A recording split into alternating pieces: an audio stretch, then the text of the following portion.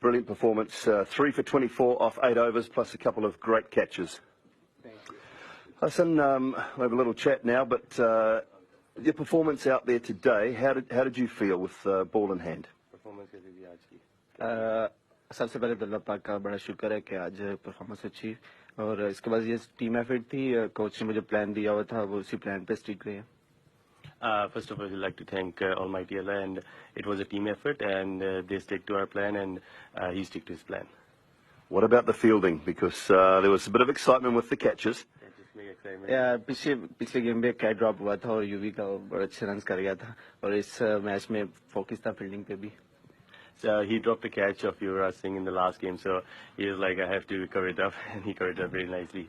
So did Steve Rickson make you run around the field taking a lot of catches yesterday? Steve Rickson ने भगाया तुझे कल? No, it was बस